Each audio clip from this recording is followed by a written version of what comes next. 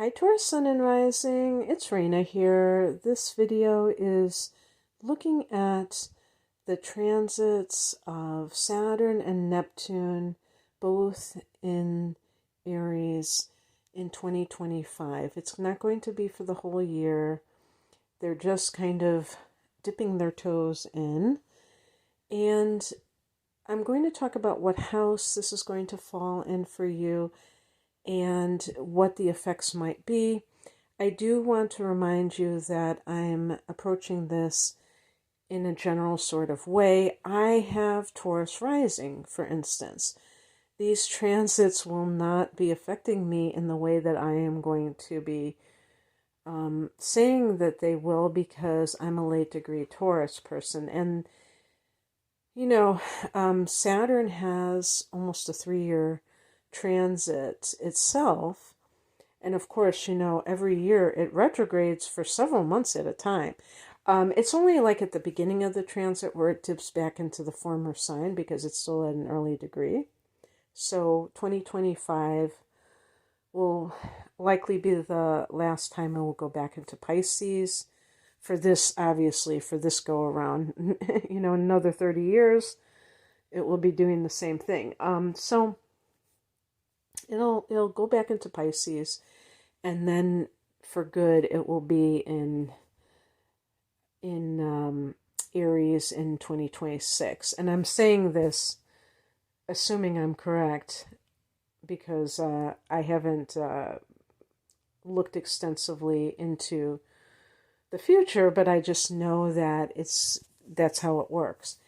And the point so we're just dealing with 2025 anyway. So what can this initial push into this new sign? Now, this is very significant for both of these planets. And of course, Neptune is a generational planet. It went into Pisces in 2011, and here we are in 2025, and it's still in Pisces. By the end of March, on March 30th, that's when it starts its transit into Aries.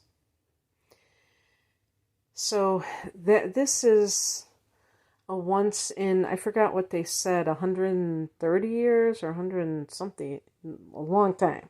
Let's put it that way. What's 13 times 12? I mean, and I don't know, maybe some years it's more than 13 years or 14 years. 14 times 12. So it's probably 168 or something, I don't know. But in any case, what we're looking at here in general, because this is a general reading, is the 12th house for Taurus. And by the way, like I said, I'm a late degree. So eventually it's going to go into that 12th house. So it's not like something that if you listen and it's not relevant for you yet, that it isn't going to be. It's something to think about for the future whenever it's going to go into that area. I'm going to start talking about Neptune because Neptune is going first on March 30th, and then Saturn is going into 0 degrees of Aries on May 24th. Now, when Neptune goes into the 12th house, it's in its own domain.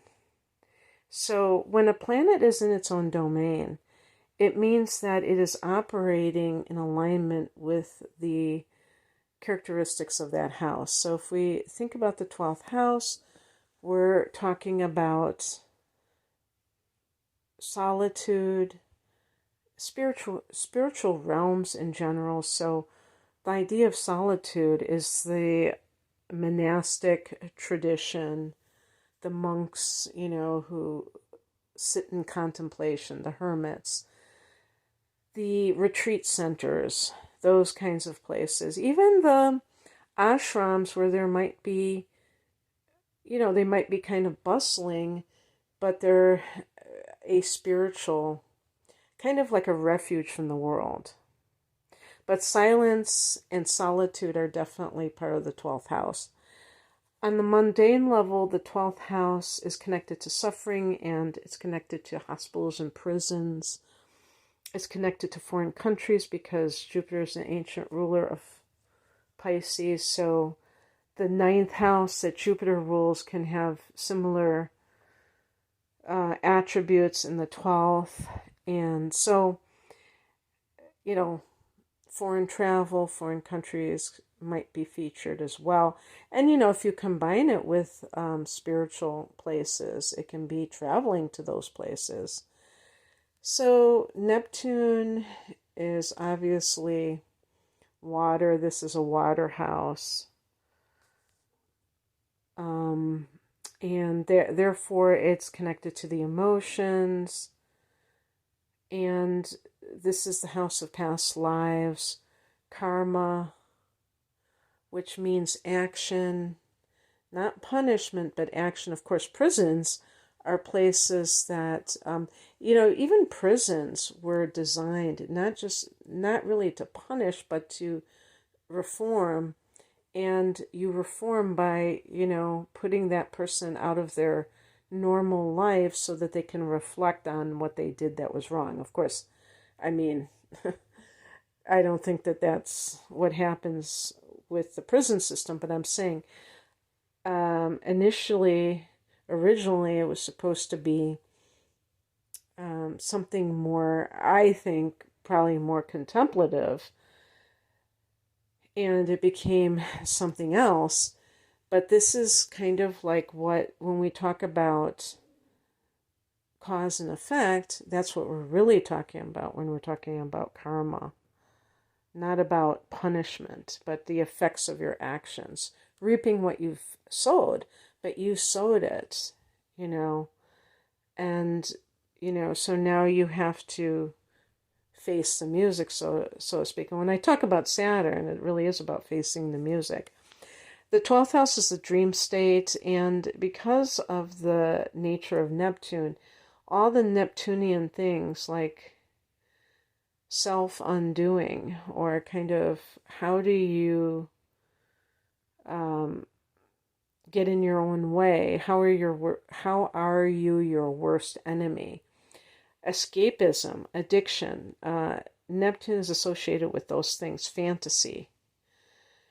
And so that otherworldliness that can be a reality because it's dealing with the spiritual dimensions can also be the land of fantasy.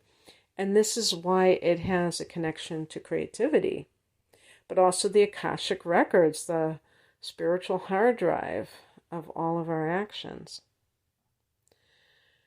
So when Neptune is there, it's like a fish in water, pun intended. Pisces is the fish, right? This transit can heighten your spiritual influence, or the influences around you, and your own abilities. And for Taurus, this is especially fortunate because you're an earth sign, and earth signs tend to like to deal in the quote-unquote real world, and the 12th house is not the real world. So this can unlock your creative potential. And I'm sure there are a lot of Taurians who are creative already, but who knows how far you can go with your creativity, with your art, and also with your spiritual progress. If you're someone like a Sun in Taurus and you have Mars in Aries, something boisterous like that, this can help to make it easier for you to sit still, for you to, or, like if you have an ascendant like Aries or Gemini, something that is constantly in motion, doing things.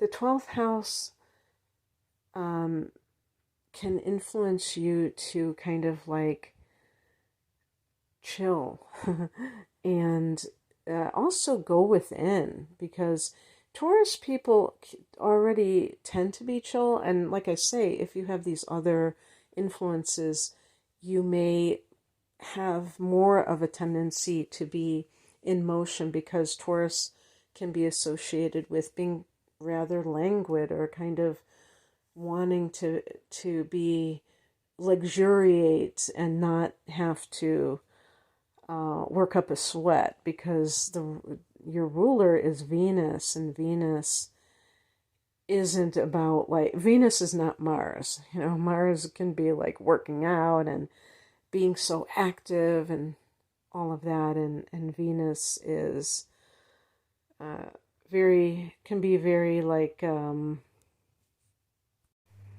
loving life's comforts and being very sensuous.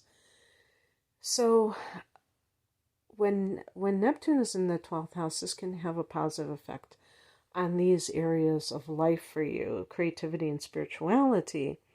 And your dreams may be heightened. Maybe you'll have more prophetic dreams. And I think also in terms of compassion, this can be a very wonderful influence for developing more and more empathy. This is like the person who is able to tune into the collective soul and understand what others are dealing with. Now, it's funny because, like I said, I have Taurus rising too, and when I hear myself say these things, it's almost like big whoop, you know, because, and I don't mean it's nothing, but we're looking for, like, okay, am I going to earn more money? You know, some of these things that are more, I don't want to use the word selfish, but maybe more worldly or self-serving, I guess you could say. Am I going to have more success and all of this? But we have to understand life from the bigger picture. And life is comprised of the material, but also the spiritual. We're blending the two. And if you have one to the exclusion of the other, if you're emphasizing too much of the spiritual, you can find yourself very ungrounded in this world. And we're living in this world right now. So those types of people tend to struggle in terms of their material existence, and they may have trouble maintaining their abundance. They may have deficits with that. They might find that they can't get it together and accomplish their goals. And people who are too in the world, even when they accomplish something, they will tend to be dissatisfied with it, because anything that is part of this world is temporary. And so it's kind of like the hungry ghost who is always trying to feed off more and more, consume more and more, and it almost makes it hungrier. And that's because it realizes the emptiness of what it's doing.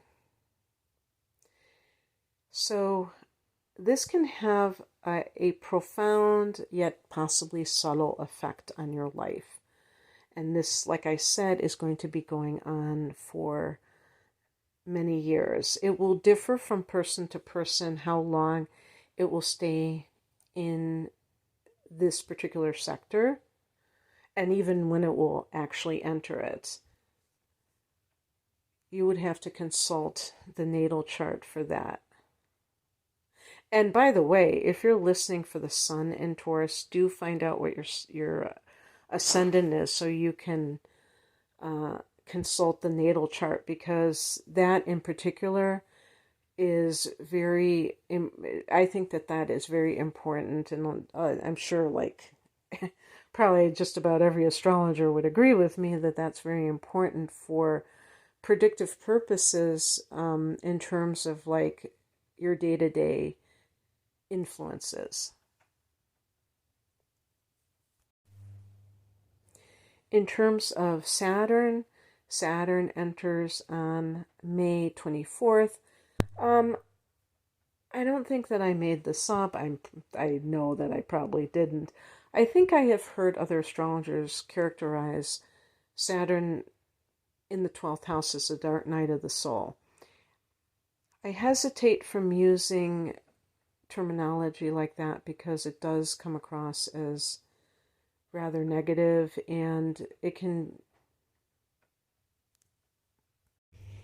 give the wrong impression because Saturn is looked at in Vedic astrology as a malefic planet, but you can't look at something as purely negative. And I don't even like the word negative. I would say challenging, but when we're challenged, we can rise to the occasion, and that can actually generate growth, and that's what we're here for as far as I'm concerned.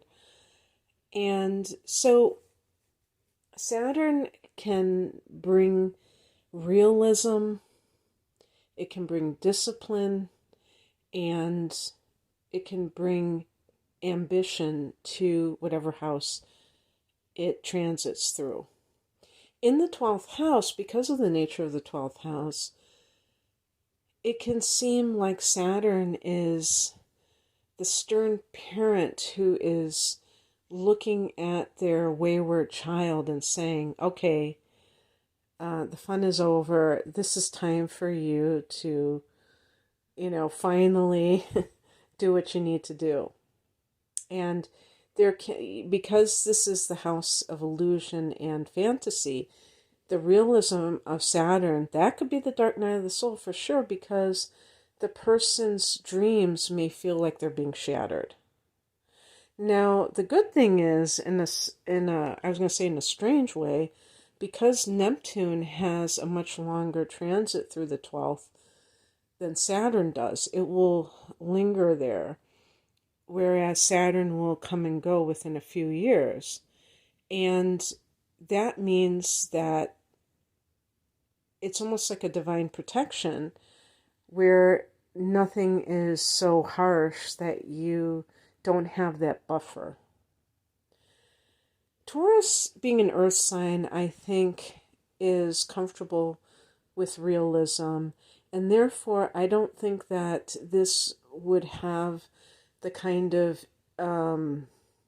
catastrophic impact that it might to another more sensitive and more prone to delusional type of sign. Actually, the only one I could think of that really qualifies would be maybe Pisces, that's ruled by Neptune. And for anybody who's listening whose sun sign is Pisces, that's not throwing shade at Pisces.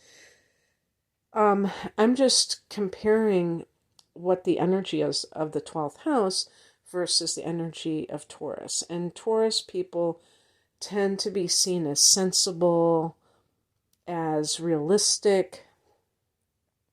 Another word that's used is grounded, and those are wonderful qualities. But if you're somebody who is trying to develop yourself spiritually and or creatively, it can create blockages, I would say.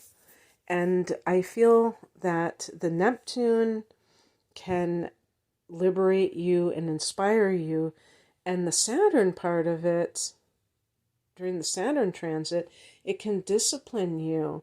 Actually, I feel that Saturn in the 12th house is a time when a certain number of people of any sign, whenever they're experiencing Saturn in their 12th, will begin a spiritual practice. Or if they have had one in the past, they will maybe take it even more seriously.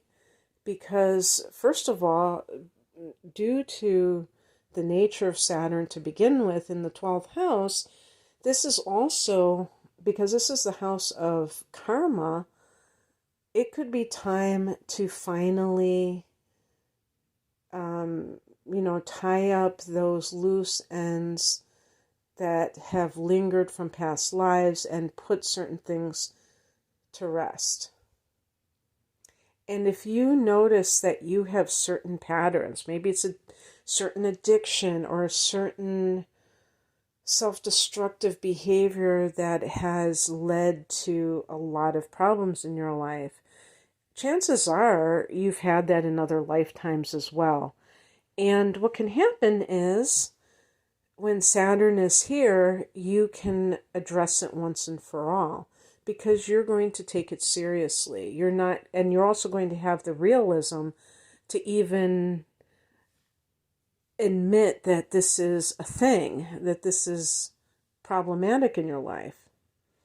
So I think you can make a lot of progress in your life in general when Saturn is in the 12th, ironically, because, you know, if Saturn was in its own 10th house, which is career and your status, it would make sense to say that. But in the 12th, well, I do believe so. Because another thing about the 12th house is it comes before the first house. If you look at these, you look at the astrological chart as a continuous cycle.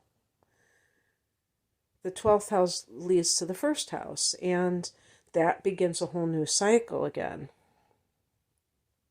So it's almost like preparing yourself for that new cycle. When Saturn goes into Taurus and when Neptune likewise goes into Taurus, which, depending on how old you are, may or may not experience it. But anyway, some of the things that you may find yourself doing during Saturn in the 12th are cleaning up your life in terms of addictions and becoming much more realistic about them. If you're kind of like in denial over how self-destructive you have been, this can be the time when you finally admit it to yourself. You could become more disciplined about your walk with God. You could even, because Saturn does rule the house of career, you might train and study for some sort of spiritual career during this time in the next few years. And maybe for some people it involves having to go to a foreign country or just like, you know, be apart from the world or something like that, you know, or have these disciplines in all areas of your life and your diet and your lifestyle. Like, well, diet is part of lifestyle, but other things where you're not doing what you normally do. And, you know, some of these monks may only eat like, I don't know, I think some of them eat only once a day. Some of the Buddhists, I'm not quite sure on that, because I know somebody who actually lives in a monastery, and I thought that they eat only once a day. But in any case, they're definitely not indulging themselves in any area of life. And so that is that Saturnian influence and how that might affect you. In terms of the dark night of the soul angle, I think that the people that will be suffering the most, and this can be of any sign, but it can include Taurus, are those who are unwilling to look at themselves. And these can be the people, and of course some people who have addictions, that's exactly why they do these addictions, because it numbs their feelings and then they can escape from looking at what they're doing, and they can just kind of zone out and not have to accept responsibility. Saturn can be about that responsibility. And yes, I mean, I think that anyone who has any planet transit one of their houses and it's a lingering influence, yes, maybe there is going to be some kind of an event that sets everything in motion. If it's, I don't think that if you feel like your life is basically balanced and that you're not really hiding from anything, then it could simply be that you feel more inclined to meditate and do other spiritual disciplines, and you're taking that very seriously, and you know, looking at the reality of our life here, kind of like the ninth house, because like I said, there's an affinity with the ninth house of your philosophical framework, and how does that impact the choices that you make in life. So all of this can lead to a certain sober attitude, but it doesn't have to be a despairing one. And that's what we would associate with the dark night of the soul. The people who ignore this influence and try to just keep doing what they're doing, yeah, they may run into a brick wall where all of a sudden nothing works anymore for them and they have to face the music. So, but if you're somebody who's into astrology and into other spiritual ideas and practices, chances are it won't have that kind of impact for you as much as it would a person who is completely oblivious to that side of life. Okay, well, that's what I have for you guys. I hope that you're jazzed up for this, because it is going to be quite a shift, and we're going to, in 2025, we're also going to have other things going on. Of course, Pluto has, gone into Aquarius back in January and is going to stay there, not go back into Capricorn for the duration of its 20-year transit. And, for Taurus people, that's in the 10th house. And then we have Uranus going into Gemini. Uranus has been in Taurus and it's going into Gemini. But like these other planets, not talking about Pluto now, but the other ones, it is going to go back into Taurus again before, 2026 is going to be the time when these planets stick in their new signs. But there's a lot of fresh energy, and that, for the collective, that can be herald a lot of change. So anyway, I hope that you enjoyed this. If you're interested in knowing what exactly is going on with your astrology in the next 12 months, I do transit readings. I also have a package deal with a natal chart interpretation, plus that full-length readings for a special price called my deep dive. If you like the tarot, I have one with all three called the whole enchilada, and I have other types of readings like love, career, and other things as well. You can find out more information at the link below. Thanks for listening. Take care. Bye.